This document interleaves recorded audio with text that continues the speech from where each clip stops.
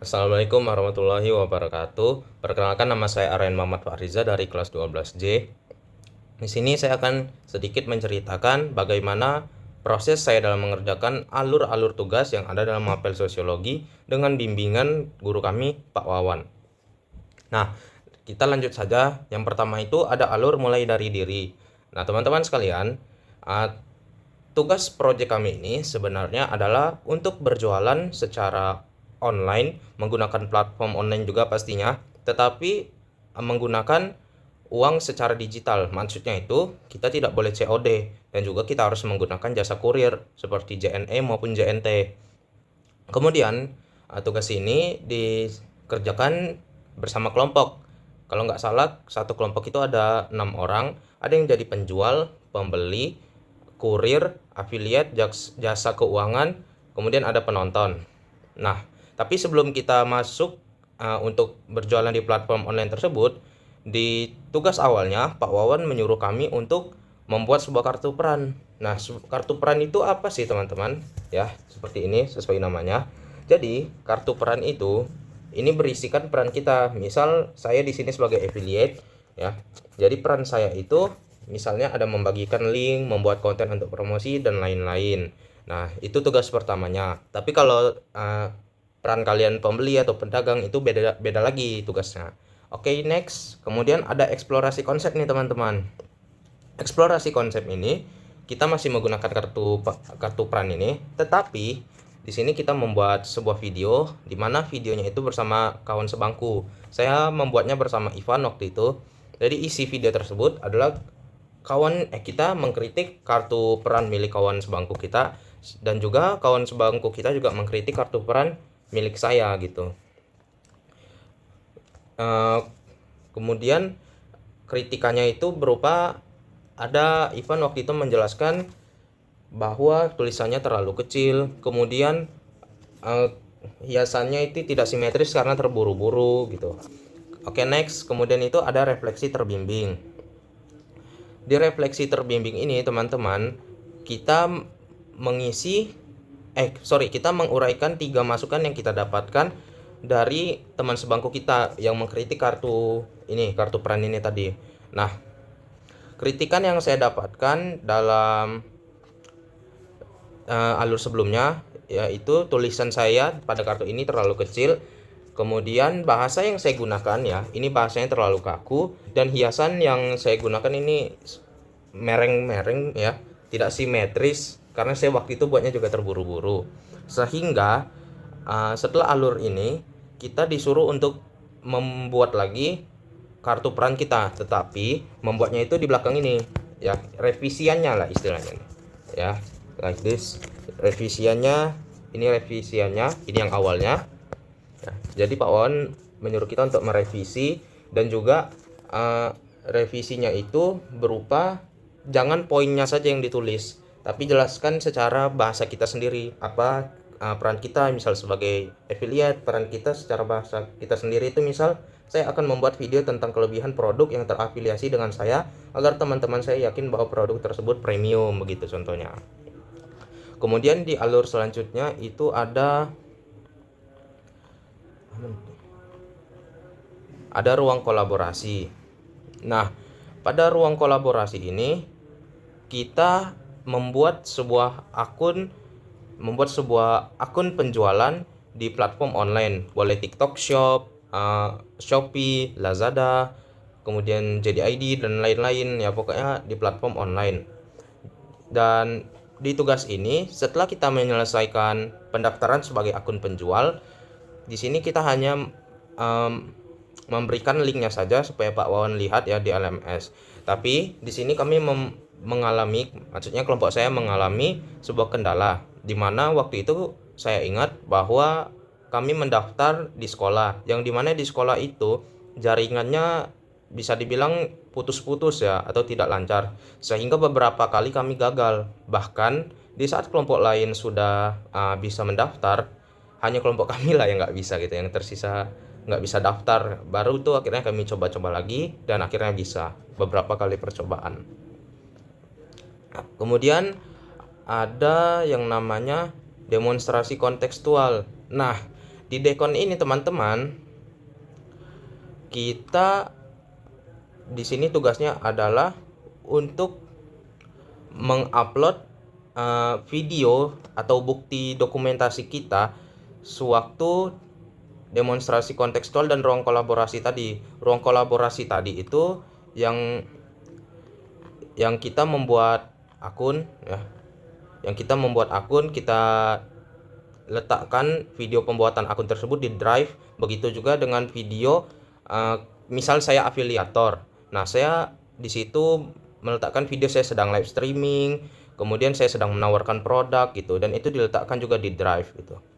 Pada demonstrasi kontekstual ini, saya sebagai afiliator itu mengalami gangguan gitu, karena saya sempat diblok saat sedang live streaming di Shopee. Saya nggak tahu kenapa, padahal menurut saya ya, itu saya sudah menggunakan bahasa yang sopan, kemudian saya juga ya berpakaian yang pantas gitu, tidak ada unsur-unsur keterbukaan berlebihan atau lain-lain. Tapi akhirnya bisa juga, dan waktu itu Musrifa bersedia meminjamkan HP-nya kepada saya sehingga saya bisa live streaming dan semuanya berjalan dengan lancar. Kemudian ada elaborasi pemahaman. Nah, jadi elaborasi pemahaman ini teman-teman itu merupakan lanjutan dari Dekon tadi, di mana di sini kita dihadapkan dengan beberapa pertanyaan. Misalnya, apa peran Anda dalam kelompok di tahapan awal? Kemudian kita harus lampirkan screenshot atau foto dokumentasinya. Nah, karena saya sebagai affiliate, di sini saya melampirkan foto saya saat sedang live streaming di Shopee. Kemudian apa kendala yang dihadapi kelompokmu dalam proses pendaftaran akun? Nah, kendalanya itu tadi masalah jaringan. Sehingga di saat kelompok lain sudah bisa mendaftar akun, kelompok kami belum bisa. Kemudian juga siapa anggota yang paling besar pengaruhnya dan ceritakan perannya. Nah, menurut saya di sini anggota yang paling besar pengaruhnya dalam kelompok saya itu adalah Adinda.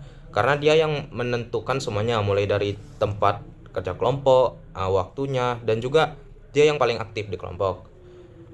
Lalu itu, apa kendala yang Anda hadapi dalam proses demonstrasi kontekstual, tapi dalam sudut pandang kita, misal kita sebagai affiliate gitu kan. Saya sebagai affiliate, kendala saya adalah tadi di blok waktu sedang live streaming gitu. Selanjutnya itu adalah apa sih solusi yang kelompok saya dapat untuk mengatasi masalah. Nah, di sini perspektifnya masing-masing daripada peran ya guys. Misal peran saya yaitu sebagai affiliate. Jadi solusi yang saya ambil untuk tadi mengatasi di blog Shopee itu apa? Nah, solusi yang saya ambil untuk mengatasi permasalahan tersebut adalah saya meminjam HP Musrifa, salah satu kawan kelompok saya. Berarti saya di situ kembali live streaming tetapi menggunakan akunnya Musrifa, dan untungnya itu bisa dilakukan dan akhirnya demonstrasi kontekstual pun bisa diselesaikan dengan baik. Nah, selanjutnya itu adalah apa pelajaran yang dapat kita ambil ya, yang dapat saya ambil selama demonstrasi kontekstual. Di sini saya ada mengambil dua pelajaran yang sangat bermakna. Yang pertama itu jangan egois, karena dalam berkelompok jika kita egois saja itu dampaknya tidak hanya ke kita sendiri tapi ke kelompok. Sebagai contoh saja Zikri dia sama sekali tidak mau bekerja, dia sangat egois dalam berkelompok ini, sehingga gara-gara ulah Zikri ini kelompok saya akhirnya sedikit terhambat untuk menyelesaikan tugas-tugasnya. Yang kedua itu jangan malu untuk bertanya teman-teman, karena dalam berkelompok itu kan adalah forum untuk berdiskusi. Jika kita malu untuk bertanya, kita akan tersesat sendirian, dan ketika kita tersesat sendirian itu nanti justru akan menghambat atau membuat susah anggota kelompok lain. Sebagai contoh nih, Berkat selaku pedagang dalam membuat akun pedagang ya teman-teman, Berkat itu kebanyakan diam saja, dia tidak ada nanya gitu, jarang sekali bertanya, sehingga ketika kelompok lain sudah bisa untuk membuat akun pedagang ya, kelompok kami lah satu-satunya kelompok yang tidak bisa membuat akun pedagang di platform online, dan ini menjadi hambatan lainnya. Oke, next. Kemudian itu ada alur keterkaitan antar materi. Nah, di alur ini teman-teman, kita ada dua tugas. Yang pertama tugas individu, dan yang kedua adalah tugas kelompok. Kita masuk ke tugas individu dulu. Jadi tugas individunya adalah silahkan buat dalam bentuk narasi cerita, diketik di Word ataupun dimanapun itu. sebuah narasi yang menghubungkan alur pertama dalam pembelajaran, yaitu mulai dari diri sampai elaborasi pemahaman. Tapi dengan beberapa syarat. Yang pertama, itu hurufnya harus Times New Roman. Yang kedua, fontnya itu 12. Yang ketiga, spasinya 1,5. Dan yang keempat atau yang terakhir, itu marginnya adalah 3222. Dan di sini juga narasinya harus dibuat minimal 2 halaman, teman-teman.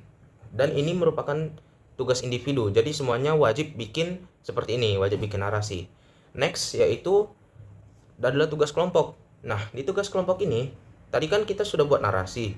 Jadi masing-masing anggota kelompok itu punya narasi. Kita tinggal pilih narasi siapa sih yang paling bagus gitu kan di kelompok. Nah, kebetulan di kelompok saya, narasi yang dipilih oleh anggota itu adalah narasi saya sendiri, narasi yang saya ketik. Dan juga setelah itu kita diminta untuk mewawancarai salah satu guru SMA Negeri 1 Batam. Terserah gurunya siapa aja. Di sini kami mewawancarai Miss Dea selaku guru bahasa Inggris SMA Negeri 1 Batam kelas 12. Jadi di sini isi wawancara tersebut adalah tadi kan kita pakai narasi. Jadi kita kasih narasi tersebut, kita lihatkan kepada guru yang ingin diwawancarai, dan kita minta pendapat apakah menurut guru tersebut kelompok kita ini sudah bisa dikatakan berhasil dalam proyek atau belum. Nah, tanggapan Miss Dia di sini, walaupun banyak tantangan yang dihadapi kelompok saya ya, menurut Miss Dia kelompok saya ini sudah dikatakan berhasil dalam menyelesaikan proyek gitu. Walaupun tadi banyak tantangannya ya. Dan juga setelah kita membuat video, setelah kita rekam itu videonya, kita masukkan video tersebut ke YouTube, yang kemudian link YouTube tersebut kita copy pastekan di kolom online text pada keterkaitan antar materi. Dan juga untuk PDF-nya tadi, maksudnya untuk narasinya tadi itu dijadikan PDF dan diletakkan juga di forum keterkaitan antar materi. Nah, begitu teman-teman. Sangat panjang sekali ternyata tugas dalam sosiologi ini, banyak banget dramanya ya. Oke, mungkin sekian saja cerita dari saya. Terima kasih banyak kepada kalian semua yang sudah mau mendengarkan cerita saya. Saya izin undur diri. Wabillahi taufik wal hidayah. Wassalamualaikum warahmatullahi wabarakatuh.